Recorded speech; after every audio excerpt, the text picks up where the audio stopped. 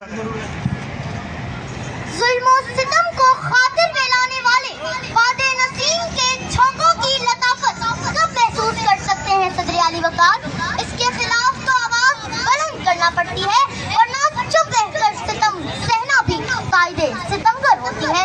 ہراکلیٹس کی دائمی آنکھ کے شعلے رام اللہ کو اپنی لپیٹ میں لیے ہوئے ہیں۔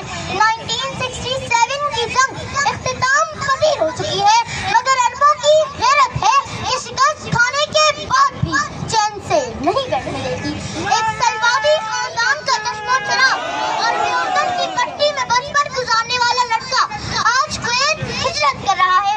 ایک سوال اس کے ذہن میں کلبلا رہا ہے کہ انہی چنیدہ لوگوں میں سے ہے جن کے بارے میں آپ علیہ السلام نے فرمایا تھا کہ غربی اردن میں جہاد جاری رکھنے والی ایک قوم ہوگی اور وہ آخر فتح یاب ہوگی۔ صدر علی وقار، ظلم و ستم کبھی 1997 میں امریکی آپریشن کے ذریعے، کبھی 2002 میں اردن کے تباہ کی صورت میں، کبھی اسرائیل کے ڈرون حملوں میں مصری حکومت کی مخالفت کی وجہ سے ہوتا رہتا ہے، مگر خالد اسماعیل مشہد اپنے 2 بچوں اور اہلیہ کی شہادت جھیل جاتا ہے اور آزاد فلسطین کے مطالبے سے پیچھے نہیں ہٹتا، یہاں تک کہ مساد اور فساد اسے 9 زندگیوں والی بلی قرار دیتے ہیں، اور غاصب حکومت کے تمام سیکیورٹی نیٹ ورکس کو توڑ کر جب وہ آپریشن طوفان الاقصی لانچ کرتا ہے تو رخ پر مسکراہٹ اور لبوں پر الحمدللہ کے علاوہ کوئی کلمہ نہیں ہوتا۔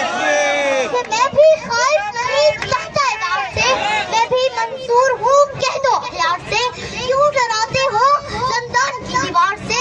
ظلم کی بات کو، جہل کی رات کو میں نہیں جانتی، میں نہیں مانتی، میں نہیں جانتی، میں نہیں مانتی۔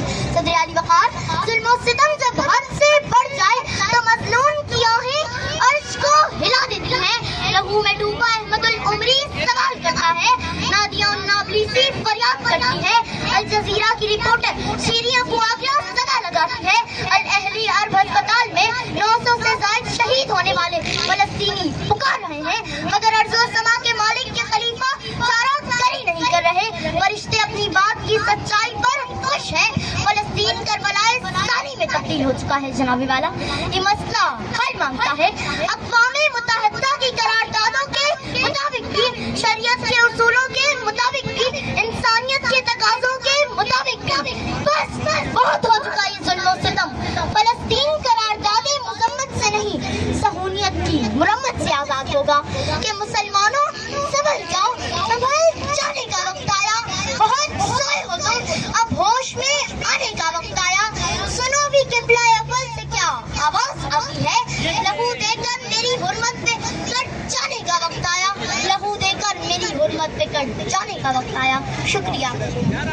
یہ ان فلسطین بچوں کے نام کہ جنہوں نے یہاں پہ شہادتیں لی، جب تک پاکستان میں یہ بچے زندہ ہیں اس تک وہ شہید ہونے والے بچے، وہ لوگ یقیناً جو اللہ کی راہ میں مارے جائیں وہ مردہ نہیں، در حقیقت زندہ ہیں، ہم زندہ ہیں۔ یہ ماشاءاللہ دیکھیں، ماشاءاللہ اس بچی نے کتنی اچھی تقریر کی۔ یہی چراغ جلیں گے تو روشنی ہوگی۔ ہمارا شاید ہم اتنے کامیاب نہیں رہے، شاید ہم ناکام نسل ہیں، لیکن یہ نسل، اور یہ دیکھیں، یہ سیف اللہ کو دیکھیں، یہ دیکھیں کس خوبصورتی کے ساتھ ماشاءاللہ یہ بچی کو انعام ہے جو بچی فلسطین فنڈ میں دے گی۔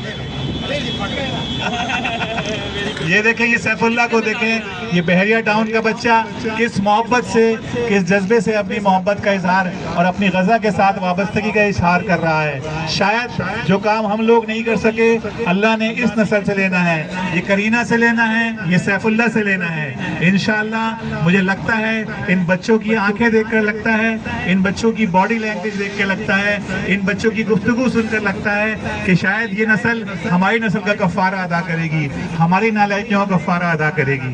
بہت شکریہ کرینہ، آپ نے ہمیں ایک جذبہ دیا، آپ نے یہاں کے ہمیں ایک حوصلہ دیا۔ اچھا، اب نماز کا وقفہ ہے، ٹھیک 5 منٹ بعد اس مسجد میں نماز ہے، تو تمام لوگ نماز